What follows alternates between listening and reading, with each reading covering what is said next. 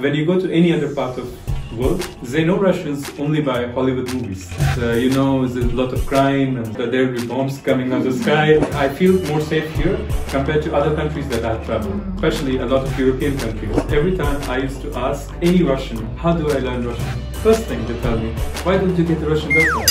You don't like Russian girls? No, it's not about liking. This is Vaibhav. Hello. He's from India, but he lives in Russia.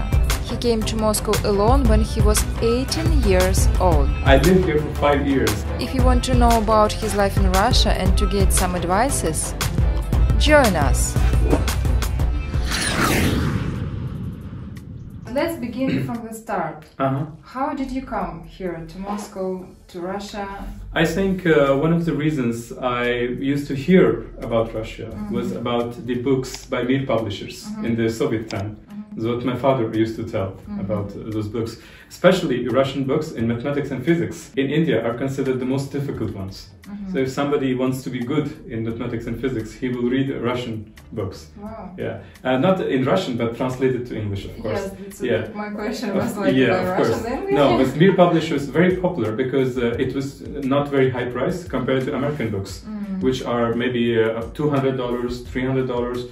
But Russian books, maybe $10, $5. Second thing, I believe that because from a very young age, I wanted to do something in space science.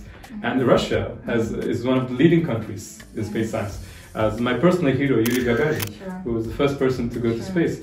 But I think another person who motivated me to come to Russia was Sergei Korolev, who was the chief engineer for the Roscosmos of that time. And I think all the great things in space has been done by Soviet Union and Russia.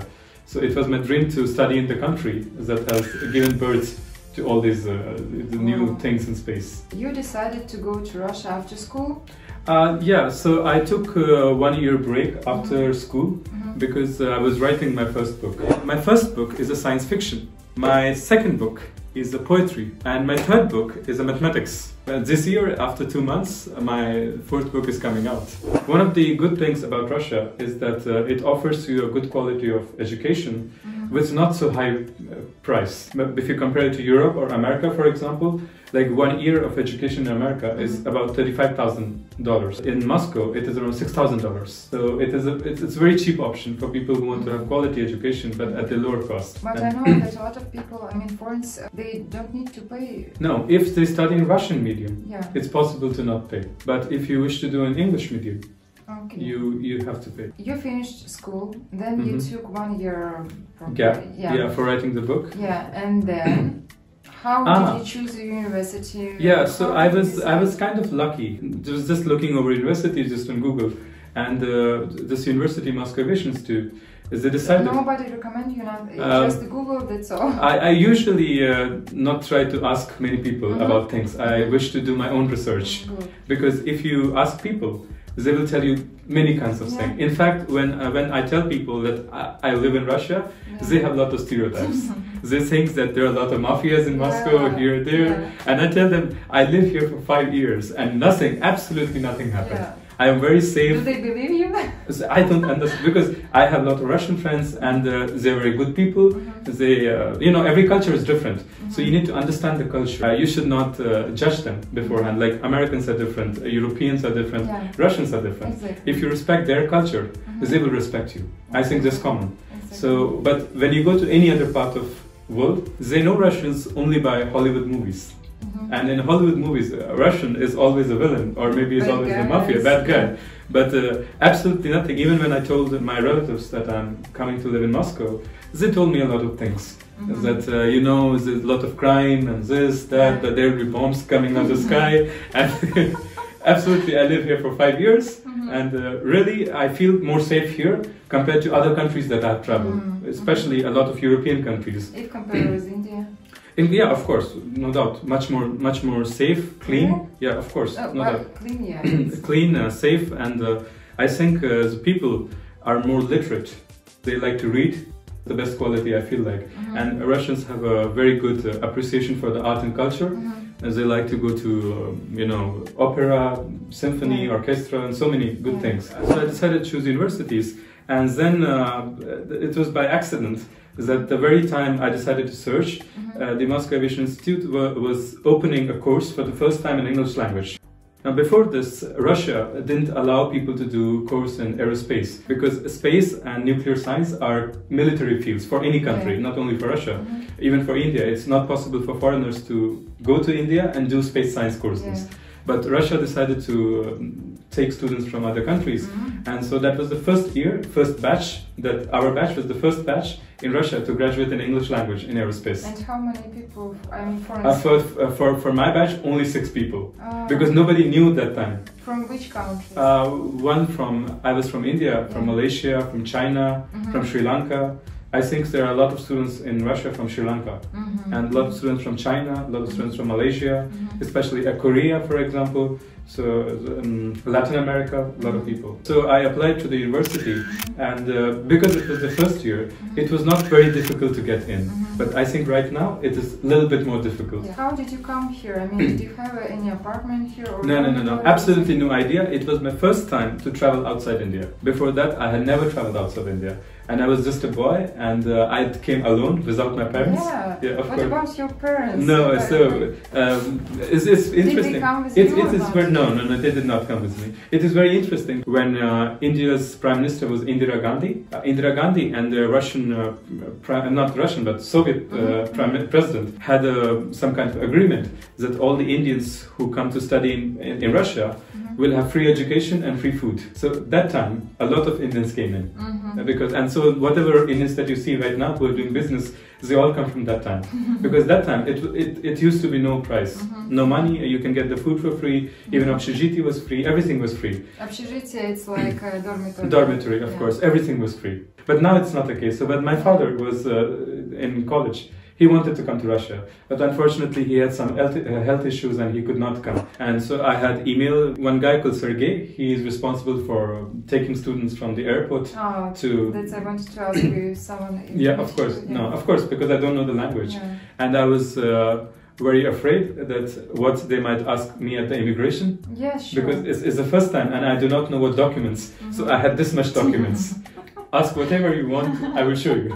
Absolutely everything. So I brought my school certificate, my parents' passport, my passport, everything. But to my surprise, they didn't ask anything. When I went, my flight was 3 hours late. So the man had been waiting for 3 hours. And he took me, and the first day it was very unusual for me because it was cold, very cold. I wanted to ask you, which season did you come? I came in August. Oh, it's good. It's summertime. It's summer, but for me it was cold. Oh, okay. You understand? It was first time. Today outside -10. And I told you it's not cold. So you see, in 5 years, this is how people change. And I came, then the driver took me to the hostel. They gave me a room, and I don't know absolutely what to expect because no friends and no language. It was hostel from the university? University, of course. The university campus is far away from the hostel. So I did not know which date the course will start.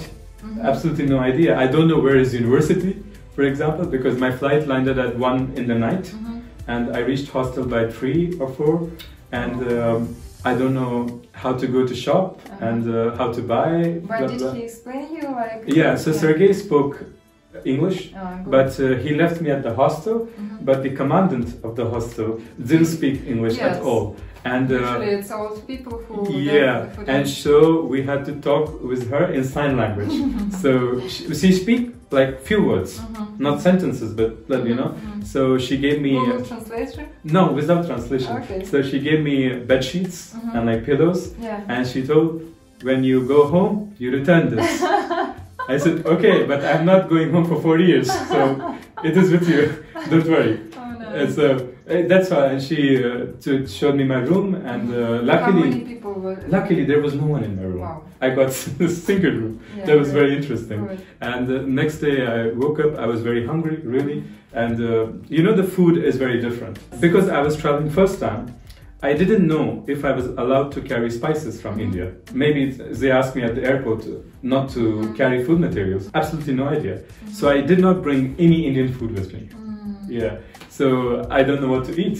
So how was your first experience about Russian food? Actually, for the day I woke up, I met a few Malaysians, and they speak English, of course. Yeah. And I asked them that I want to buy a few things. They showed me a shop, but I said, you need to come with me because I cannot speak with them. And they said, you don't need to speak. You just pick things and put there, and you put your card, and you just go. Fortunately, in the evening, I met one Indian guy who had been studying in Moscow, and he spoke fantastic Russian. So he took me around, he got me a SIM card, because I didn't call my parents, I didn't have a SIM card.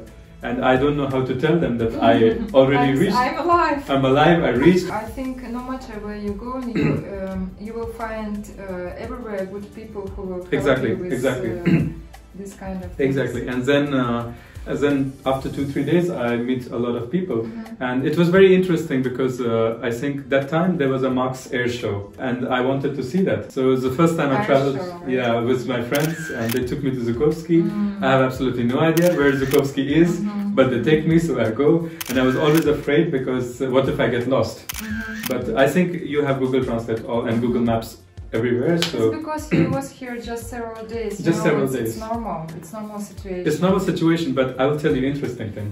After 10 days, approximately 10 days, I learned few words of Russian. Not much, but just how to read, how to use the train. And I wanted to do skydiving. And I decided to go alone from Moscow to Kolomna. I don't know how to go because is the Kolomna this side or this side, blah, blah, blah. Then there was an old lady who saw me struggling, and she tried to come to help me, but I don't speak Russian. Sure. But she asked me, "Где?" She said just one word so that I can understand. They trusted, what's "где?" I said, "Where?" Okay. And they said very broken Russian, "Я хочу, где?" Kolomna. Это поезд нет проходит, да. You take the train to Galutvin, and when you go to Galutvin, you take a car to Kolomna. She told me with the diagram. She said, I'm also going to Galutvin. Я тоже, whatever, I remember some words. Я тоже, something to Galutvin. I said, okay, I will come with her. I felt like, don't leave me alone. Don't leave me. And she understood, and it was a very nice experience because absolutely new lady. And that's a Russian old lady. And usually babushkas are not very nice.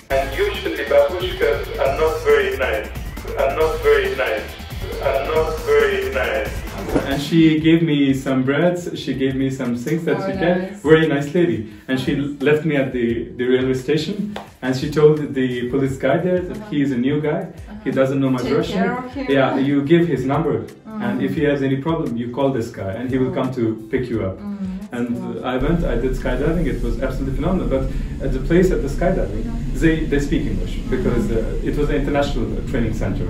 And then they told me how to go around. It was very interesting.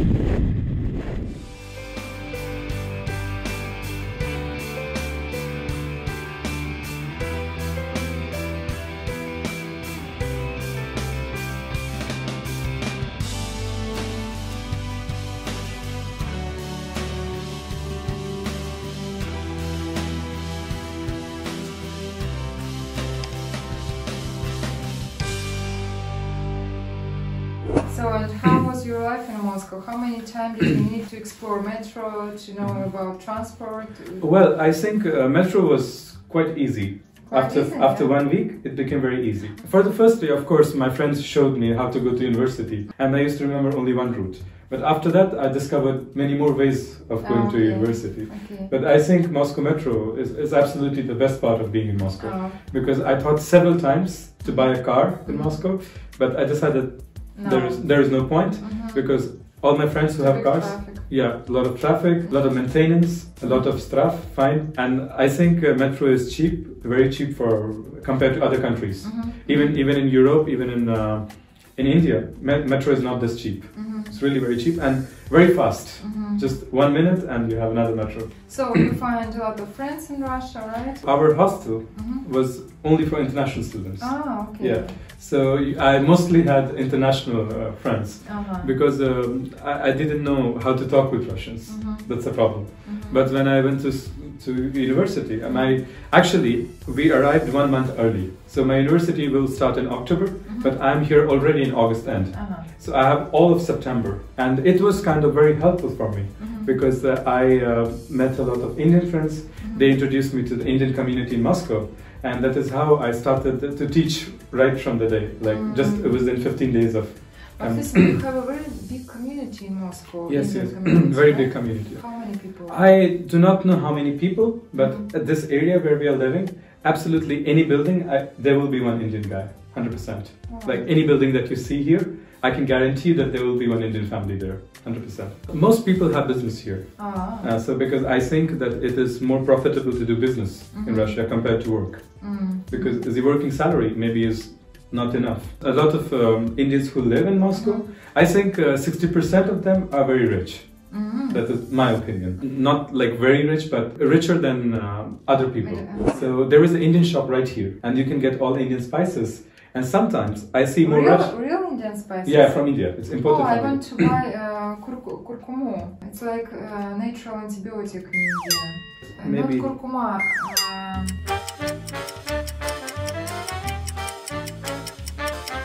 No, it's kurkuma. Yeah. Really? I asked about this is turmeric powder.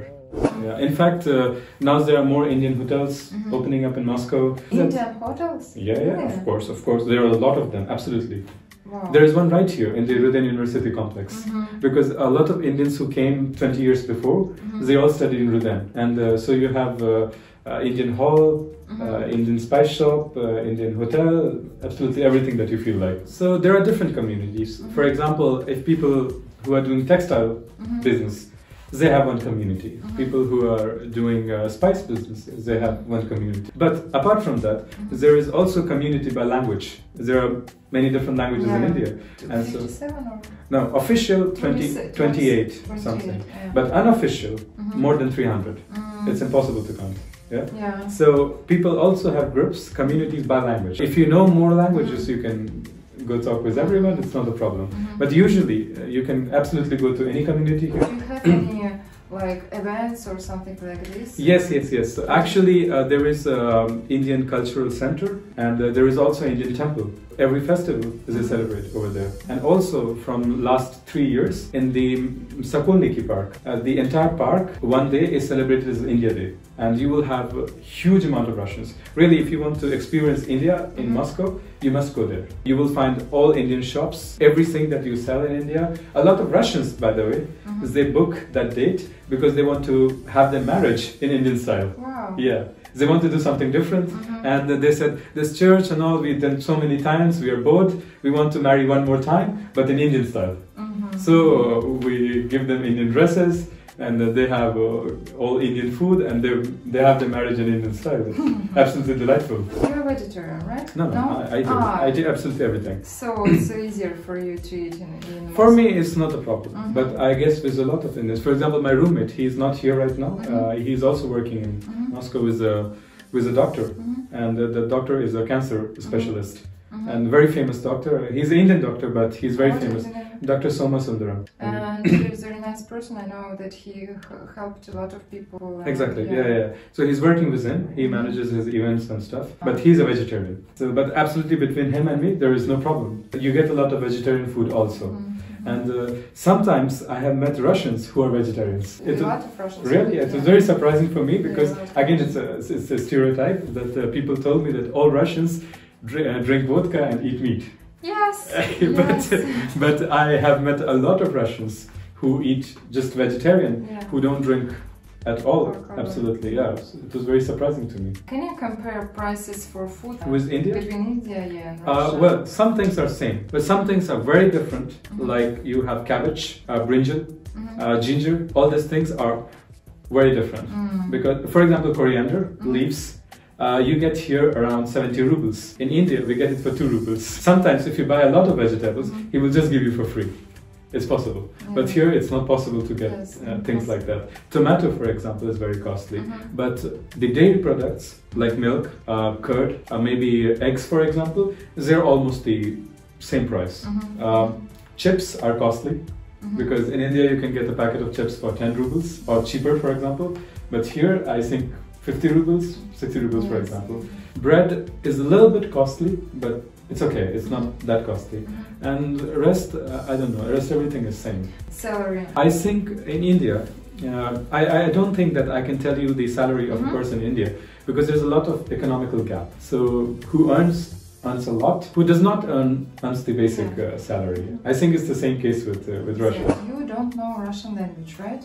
Well, I can understand, but to speak is a problem. My question is it possible to live in Moscow without Russian? I think, well, it depends on how you want to live. If you just want to go to the shop, if you just want to, get your things done, it's possible. But if you're living alone, for example, like I live in an apartment, it's absolutely necessary for you to learn some Russian, because sometimes you will have carpenters, sometimes you have people to come who want to repair your house. If you know basic words, just little words, it is possible to survive. I have been to a lot of Russian cities. For example, Vladimir, Suzdal, Murmansk, St. Petersburg, Sochi, and Tver, Kolomna. And I just use the Russian that I have. Alone, yeah. Only Vladimir and Suzdal. And Murmansk, I've been with a group. But every else, I have been absolutely alone. And I had no problem. So do Russians speak English good? Not all of them. But I think that the whole thing changed after the World Cup. Because before World Cup, I think nobody even wanted to try. But right now, people are trying. They understand the importance of English. As we spoke before, you work as a tutor, right? Yeah, so I work as a tutor, like a private tutor, and I also work as a specialist in a company. So this company gives me the work visa. And apart from that, because I work as a consultant, so I don't have to go to office every day. I only go when I'm which kind of consulting? Technical consultants, IT, because I belong to aerospace field, so obviously I can be helpful in the technical. Do you have a lot of students? Yes, a lot of students. Is it Russians? American, German, Russian, Indian, mostly Indian. I didn't know that there was an Indian school in Moscow. Indian school? In Moscow. Like a private one? It's a Indian government school. They start from kindergarten to grade 12. So I think around 500 or 600 students. There is a Korean school in Moscow also. Only for mathematics. I didn't know about Only for mathematics. How much money do you need to live in Moscow comfortably? Oh. Well, it depends on how you're living. I think a lot of students live in hostel, and in hostel you do not need much money. No, for example, you finished your university, you have plans for future. I mean, yes. How much money do you need? I think, for example, just to live in Moscow, I think with apartment, if you live in an apartment, I think in that case you need around 50,000 rubles. 50,000? I think, for a good life, if you want to run everything smoothly. If you want to rent an apartment, the price for one apartment around 50,000 rubles. Like, if you live alone, it can be 40,000, So, but I don't live alone. For example, this apartment is around 43,000. But I live with my friend. 43 for two people or for one? Just this whole apartment. So this is my room, and this is where I teach my students. As you can see, we have a very nice view outside of the whole area, compound. And most of them are diplomatic building. And here's my bookshelf, and we have lots of, and as you can see, I have a lot of Ruski book, but I have to pick them up. And then these are the books, these are my notes that I make, and this all, and it's pretty much like this, my wardrobe, star map, as expected. As you can come here, and this is our kitchen. We have a good view here, of course, and this, you can see that we have all the Indian spices, and in India we keep such pots at the top. We put some plant. It's to give fresh air in the room. Okay. Yeah, that's how we live. It's normal. Is it enough place for you? Yeah, for two people it's more than enough. And of course we have one more room, and so a lot of Indian food, and if you wish, see, and this is our washroom. Of course, if you wish.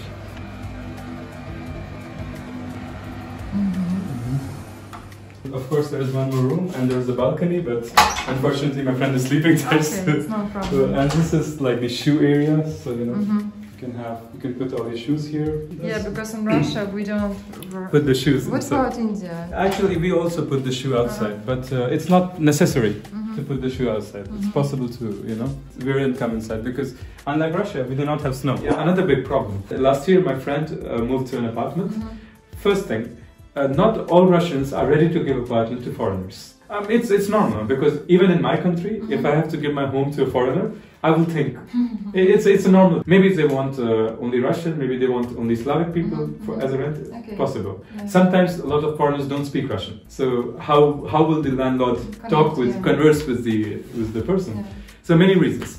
But he managed to find a Russian who speak English, and he gave the apartment to rent. But what happened after that Russian had business in Spain, so he used to travel to Spain, to Moscow, Spain to Moscow.